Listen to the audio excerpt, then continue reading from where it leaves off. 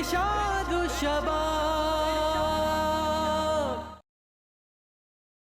अल्लाह के रसूल सल्लल्लाहु अलैहि वसल्लम को आखिरी नबी क्यों बनाकर भेजा गया? याद रखिए, उसी सिलेबस के अहया की तकमील के लिए भेजा गया, उसी सिलेबस के इबलाग की तकमील के लिए भेजा गया, उसी सिलेबस को घर घर दिल दिल तक पहुंचाने के लिए भेजा गया। वो जो सिलेबस हजरत आदम को दिया गया और जमाने और हालात और शवाहिद के फर्क से उसे मुख्तलिफ नबियों रसूलों को भेजा गया, वो हजरत मोहम्मद रसूलुल्लाह सल्लल्लाहु अलैहि वसल्लम को सिलेबस अनायत किया गया और ये टास्क देके दुनिया में भेजा गया। हुवल्लज़ी अरसल रसूलहू बिलहुदा व दीनिल हक़ लियुज़हिरहू अलद्दीन कुल्ली। वो ज़ात है जिसने अपने रसूल हजरत मोहम्मद रसूलुल्लाह सल्लल्लाहु अलैहि वसल्लम को रसूल, नबी और पैगंबर बना के भेजा है। क्यों बना के भेजा? हर चीज का, हर काम का, हर जो वर्क किया जाता है उसका एक मकसद होता है। तो मकसद रिसालत का जो हमें टास्क दिया गया वो है सिर्फ इबलागे दीन नहीं, लियुज़हिरहू अलद्दीन कुल्ली। इस